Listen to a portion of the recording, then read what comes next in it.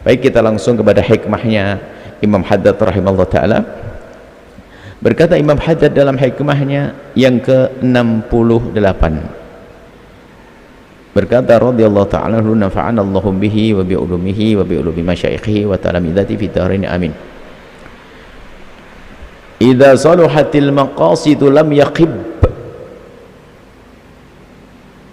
al-qasidu. Kalau benar al-maqasid, tujuan, maksudnya niat. Kalau niatnya seseorang yang ingin melakukan satu kebaikan, lam yakhib, tidak akan sia-sia. Siapa al-qasidu? Orang yang punya niat, yang punya maksud dalam ibadah, dalam segala kebaikan. Asalkan niat kita benar, nggak akan sia-sia, kita akan mendapatkannya. Nah ini makanya yang terpenting adalah menata hati, niat di dalam melakukan kebaikan apapun. Makanya perbanyaklah niat yang baik. Bahkan niat ini adalah penghantar. Kalau orang niat yang baik itu akan, kalau niatnya benar, serius, dan kenal tujuannya, maqasid tadi, dengan niatnya menuju ke tujuan, dia ngerti betul, maka akan motivasi dalam dirinya. Cari duit, ya bingung, untuk apa? Duit nggak laku di sini, nggak kira cari duit. Kenapa kita semangat cari duit? Untuk ngasih makan anak istri baru, karena tahu tujuannya. Coba di sebuah tempat yang duit nggak laku, uang nggak pakai, jadi jual beli nggak pakai duit, nggak pakai uang, bismillah, pakai sholawat dok misalnya. Duit nggak laku, orang kerja jadi duit nggak ada. Maka tahu tujuannya, maka semangat, berangkat pagi pulang sore, berangkat pagi pulang sore. Tujuannya bukan duit dok, di balik duit ada suatu maksud untuk mengenyangkan anak istri. Sehingga setelah kita tahu tujuan di balik uang yang kita cari, maka semakin semangat. Termasuk siapa yang aku kasih, anak-anak yang baik, istri yang baik, semangat. Istri bikin kesel, berkurang. Makanya jangan suka bikin kesel, wah istri, biar semangat suamimu. Sama, seorang istri mengerjakan sesuatu, dan untuk suami yang masya Allah menghargai, kerjakannya gak enak. Ini sesama manusia ya.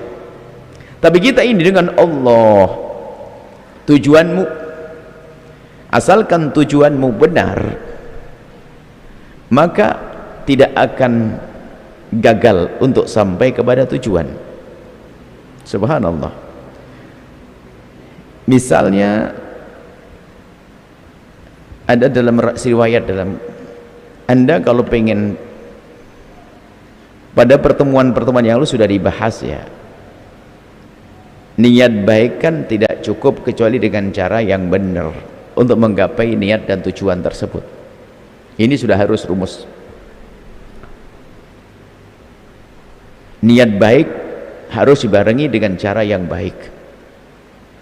Niatnya bangun masjid, bagus, gerakkan perampok ya.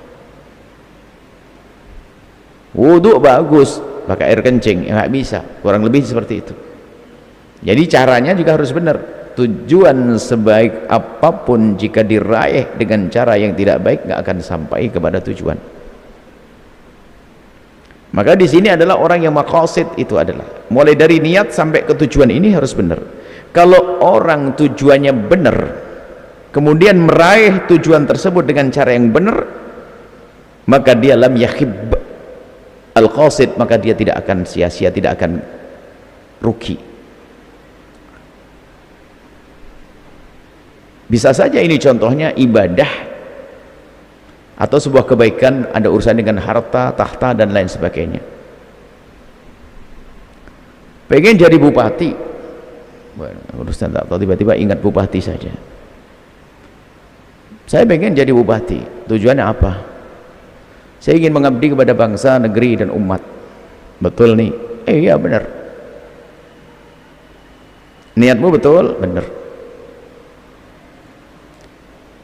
niatnya benar, kemudian dia benar-benar berusaha untuk mencapai tujuannya dengan cara yang benar, enggak melakukan satu tindakan-tindakan melanggar norma, melanggar hukum, melanggar agama.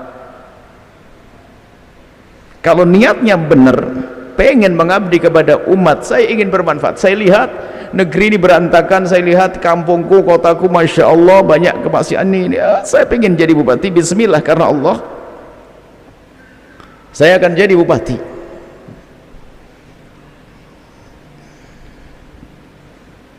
Ini kan satu kerjaan tidak kapok-kapoknya, banyak orang gagal tetap saja ada yang berebut kan. Baik, tak tahu, dia meniti untuk sampai kepada kepemimpinan ini dengan cara yang benar, mengadu kepada Allah, sosialisasian dengan cara yang benar, gak ada main sogok, gak ada ini dan sebagainya, gak macam-macam. Jawabannya ya dia akan sampai. Nah, sampai di sini kan sesuai dengan tujuanmu. Ditanya lagi, kalau kau bicara tujuan, kamu ingin jadi bupati untuk apa? Untuk mengabdi kepada umat. Tujuanmu untuk apa? Membenahi umat. Kalau sudah umat baik bagaimana? Ya jelas nanti kembali kepada saya. Apa yang kembali? Kebaikan di akhirat. Loh, tujuannya itu baru. Kalau memang tujuanmu adalah untuk akhirat, kau tidak akan gagal. Berarti makosid tujuanmu itu benar, niatmu sampai tujuan itu benar, dan caramu benar.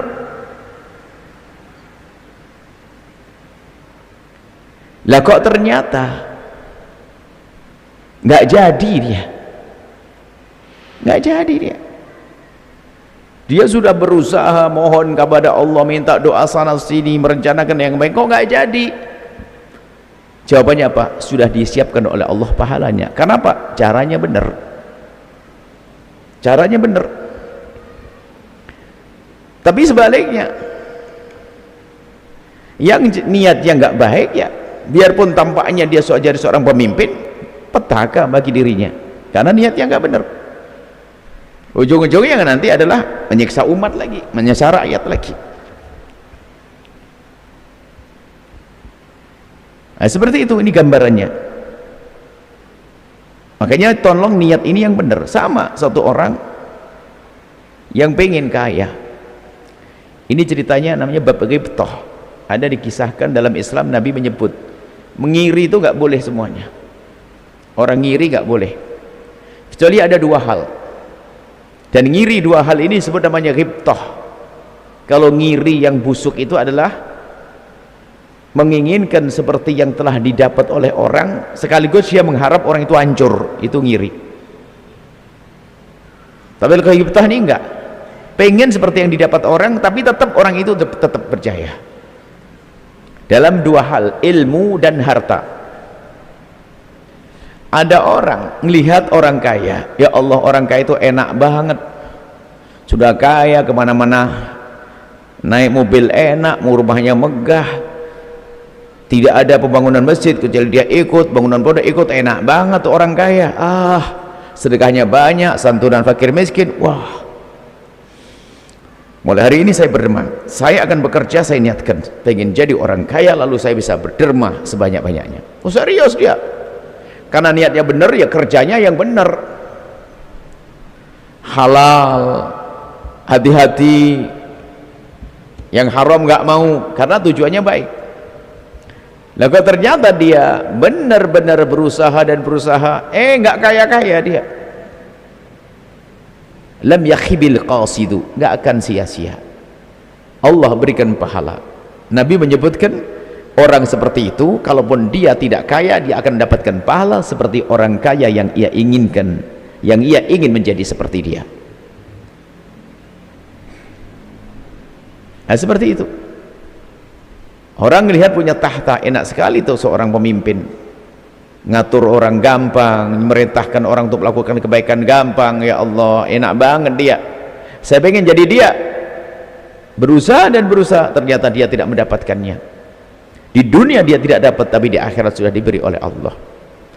Sama semua niat kita itu seperti itu dalam segala kebaikan. Maka nggak ada istilahnya itu gagal kalau niatnya benar. Seorang ayah menyekolahkan anaknya, begitu cintanya kepada ulama, pengen anaknya jadi ulama, disekolahkan anaknya ke pondok pesantren, dibiayai dengan rezeki yang halal, panjatan doa nggak henti-henti, Masya Allah. Belajar anaknya bertahun-tahun di pondok pesantren, ujung-ujungnya anaknya nggak jadi seorang alim, orang awam, orang biasa.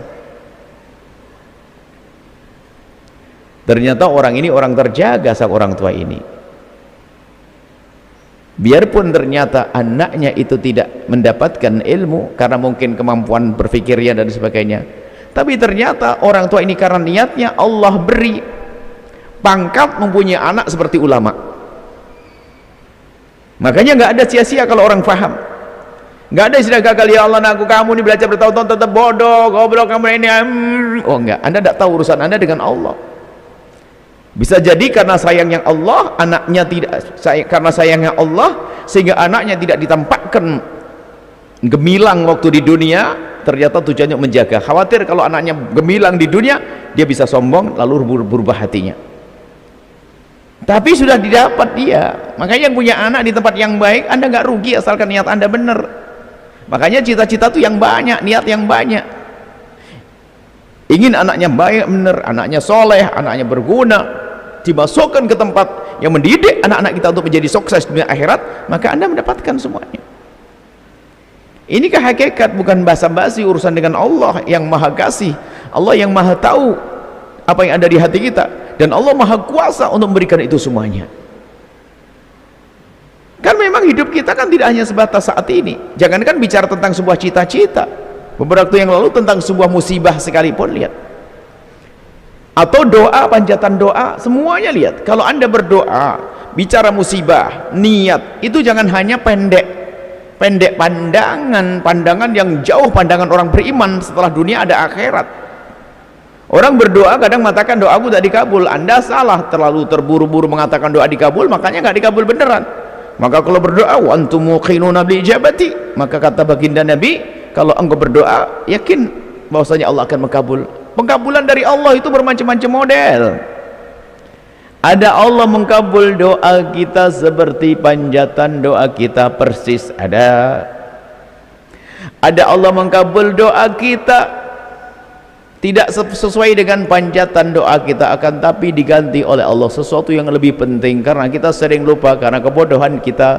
Kalau doa hanya minta duit sama tokonya gede, lupa jantungnya nggak dijaga, maka rezekinya tidak ditambah tapi jantungnya dijaga atau imannya. Jadi Allah tidak memberi A tapi diberi B karena B lebih penting. Cuman itu karena kita doa diberi oleh Allah, cuman Allah memberinya tidak seperti yang kita minta, tapi diberi yang lebih bagus, diberi, cuman kita nggak sadar. Yang ketiga adalah ternyata doa yang tidak dikabul di dunia ini akan diberikan oleh Allah di akhirat nanti, di surga. Sehingga orang-orang yang doanya tidak dikabul di dunia ini kaget, ini pahala apa kok banyak banget dia. Dijawab, ini pahala doamu. Setelah mengerti itu pahala doanya, dia ngomong, kalau seandainya di dunia nggak usah dikabul, alangkah indahnya aku di akhirat. Hanya karena akan, tapi di dunia itu doa. Urusan musibah juga sama. Musibah yang Allah timpakan pada seorang hamba adalah karena asalkan orang itu beriman, pertama adalah untuk penghapus dosanya. Indah dosa kalau dihapus oleh Allah akan jadi seksa di alam barzah, belum nanti diikuti seksa di padang mahsyar hingga kelak di neraka. Tetapi dengan musibah yang ditimpakan, Allah akan ampuni dosa kita lumayan. Masya Allah, bukan lumayan, luar biasa. Atau mungkin karena terlalu banyak musibah sehingga dosanya sudah habis, kok masih saja kena musibah. Nabi aja merasakan sakit, apa salahnya? Ada bayi gak pernah dosa, kenapa sakit? Ternyata apa? Kalau dosanya sudah habis, Allah akan angkat derajat hamba tersebut. Kalau bukan mengangkatkan derajat, lalu apalagi?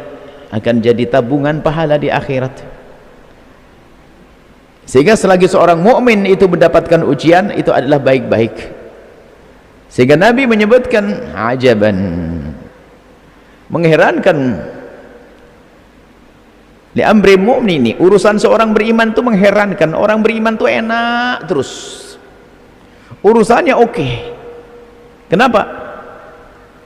In asobathu sarra'u, kalau mendapatkan kebaikan, rizki, sehat, nikmat, kalau mendapatkan kenikmatan, syakar, dia bersyukur, kana khairan lahu, itu bagus bagi dia.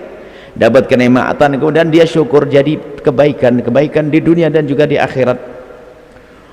Wa in asabathu dharra'u, kalau ternyata mendapatkan petaka, musibah, bencana, sakit, sabar, dia sabar, kana khairan lahu, bagus bagi dia. Kenapa? Itu semua akan menjadi pengampunan dosa atau pengangkatan derajat atau pahala berlipat-lipat. Maka sakit yang kita rasa saat itu ternyata mengalahkan solat-solat yang banyak dari kita. Semoga Allah menjauhkan kita dari ujian-ujian malapetaka. Akan tapi kami sampaikan kabar gembira bagi siapapun yang diuji oleh Allah dengan sakit, maka sesungguhnya dia dengan sabar akan mendapatkan pahala-pahala di balik kesabarannya. Yaitu tadi, ini urusan sakit, urusan nikmat.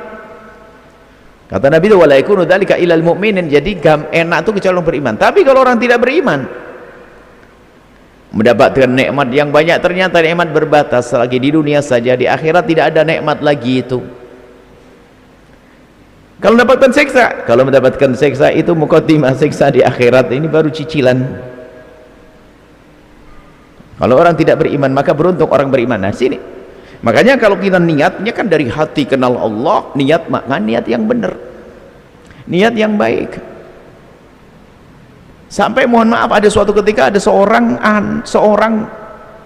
wanita, mungkin suami istri, pertanyaan pernah di majelis ini, Buya, suami istri saya sudah divonis nggak akan bisa hamil. Lalu di dalam berdoa itu apakah saya masih tetap dianjurkan doa semoga diberi oleh Allah anak yang soleh? Ya maklum, pertanyaan ini menganggap anak itu urusannya hanya urusan dunia saja, lupa kalau ada akhirat. Yang sudah divonis tidak akan punya anak, tetap dianjurkan berdoa, sebab pengkabulan doa kan bukan hanya di dunia, ada akhirat nanti.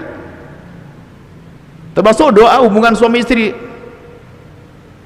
Allahumma jannibna syaitan wa jannibi syaitan ma razaqtana. Mengatakan, Buya, saya dia divonis gak akan punya anak, apakah tetap dianjurkan saya baca? Tetap dianjurkan berdoa. Terus untuk apa? Lah ini sempit pandangannya. Maka pandangan yang jauh ke depan sana, dunia hingga akhirat. Doa yang dipanjatkan oleh seorang laki-laki dan perempuan yang sudah divonis tidak punya anak, doa yang dipanjatkan akan dikabul oleh Allah, cuman bentuknya bukan anak di dunia. Bisa jadi dibalik keinginan punya anak itu maksudmu apa? Kan terlintas waktu orang pengen punya anak, pengen nanti anaknya ngerawat aku masa tuaku ini. Ternyata memang tidak diberi oleh Allah anak dari nasabnya, ternyata orang menghormati dia, menyayangi dia lebih daripada anaknya. Bisa jadi begitu karena doa-doanya. Atau kalau tidak ditemukan di dunia, ternyata di akhirat, subhanallah. Karena waktu hidup ternyata dia bisa berbagi, nolong anaknya orang, ternyata anak itu menjadi anak akhirat. Di dunia nggak punya anak, di akhirat punya anak. Kenapa? Panjatan doa. Kurang lebih seperti itu. Makanya tolong niat yang baik. Dan kalau dengan Allah jangan suka marah deh. Niat yang baik, minta yang terbaik kepada Allah. Minta yang terbaik. Kalau minta surga, ya surga Firdaus. Jangan ya Allah yang penting masuk surga aja deh. Ya Allah, sudah terlalu capek nunggu jomblo, yang penting nikah. Oh, jangan ngomong gitu. Milih dong. Milih dengan Allah yang Maha Kasih. Kita sering putus asa. Ya Allah, duit banyak tapi nggak punya anak. Mending punya anak, nggak punya duit juga nggak apa-apa ya Allah. Dia bingung nanti. Itu orang marah namanya. Ada enggak orang begitu? Hartanya banyak, kalau nggak punya anak, sepertinya dia protes pada Allah, ya daripada harta banyak tapi nggak punya anak, mending punya anak nggak punya harta. Oh enggak, salah ngomongnya. Oh, Anda ngadu kepada Allah, ya Allah, seperti kau berikan kepada kami kekayaan, kau maha kuasa untuk berikan kepada kau kekayaan, maka berikan anak. Kan tinggal ngomong itu. Cuman kalau lagi marah pada Allah,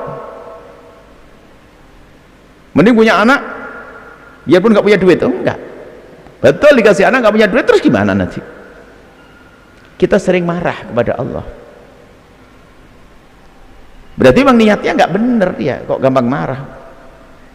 Nggak punya anak nggak bisa bahagia.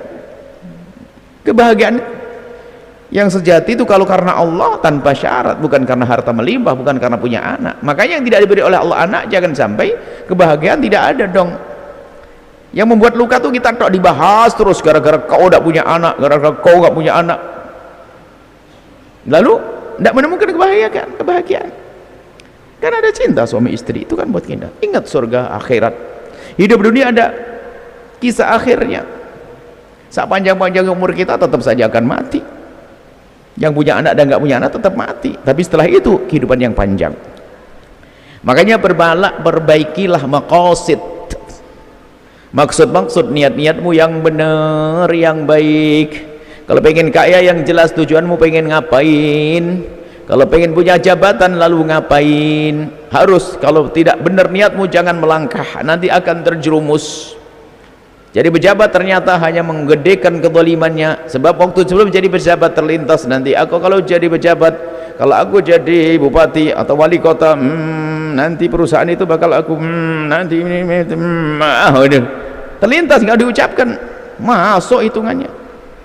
Maka niat yang benar, hei calon bupati ini, kita lagi pemilihan ya, masih jauh, masih lama. Hah? Ya paling enggak ini bisa didengar suatu ketika. Niat yang benar, kurang lebih seperti itu. Mau menikah, kalau ada seorang laki-laki menikah dengan seorang perempuan kaya karena hartanya rendah, dia lihat akan jadikan fakir, nyungsep, hatinya keras gersang. Seorang wanita menikah dengan seorang laki-laki hanya karena kekayaannya, nggak akan bahagia. Masuk rumahnya terkucilkan dia, melihat terpukau dengan kekayaan suami, rendah dia direndahkan oleh harta yang disanjung oleh dirinya sendiri. Aku menikah karena Allah, begitu. Karena ada laki-laki menikah dengan perempuan tentunya ingin meraup hartanya, nggak akan bahagia sepanjang waktu. Biarpun diberi oleh istrinya kekayaan, nggak akan cukup. Kenapa? Dia bukan mencari kebahagiaan, mencari Allah, cari harta. Seorang perempuan nikah dengan seorang laki-laki milik kekayaan karena kekayaannya toh. Biarpun laki-laki yang baik bener, dia nggak paham puas. Kenapa? Karena dia tidak cari kebaikan sang suami, hanya pengen dapat hartanya. Ada lintasan-lintasan busuk. Wah, ini bahaya banget. Tapi kalau aku ingin menikah, ingin cari teman ibadah, untuk mencari teman, cari rezeki, untuk mencari tumpuan tambatan hati yang baik-baik. Apapun yang Allah berikan, dia bisa menghadirkan cinta sejati, menghadirkan kebahagiaan. Biarpun makan sepiring berdua, miring makan pas-pasan, dia bisa menikmati. Kenapa? Dia ngerti tujuannya. Bahkan mungkin itu akan menjadi satu bumbu-bumbu keindahan dalam hidupnya, kekurangannya. Tapi kalau tujuannya jelek, maqasidnya nggak bener, rugi. Makanya tujuan bener akan memudahkan. Kalau niatnya benar akan mudahkan dia sampai tujuan. Niat menikah benar, diridhoi Allah, bahagia, maka dia mudah mendapatkan kebahagiaan. Mudah. Di alam nyata kita bisa melihat kok tetangga kita orang fakir tapi nyaman kok, ketawa-ketawa setiap hari. Sebelah kirinya rumah megah, berantem terus setiap hari. Ada kok. Karena kebahagiaan tidak ada urusan dengan harta itu. Maka orang cerdas di saat diberi oleh Allah harta, dipastikan harta mendukung kebahagiaannya. Di saat tidak diberi oleh Allah kekayaan, memastikan kefakiran tidak boleh mengganggu kebahagiaanku. Itu cerdas.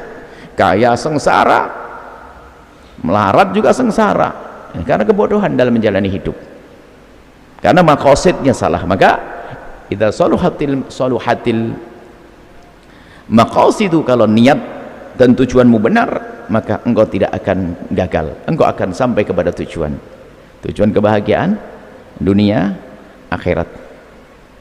Semoga Allah mudahkan kita untuk menggapai tujuan-tujuan kemuliaan. Di dunia diberi oleh Allah kebahagiaan, ketentraman, kedamaian, hingga di surga bersama baginda Nabi SAW dan keluarga dan anak keturunan kita. Wallahu a'lam bissawab.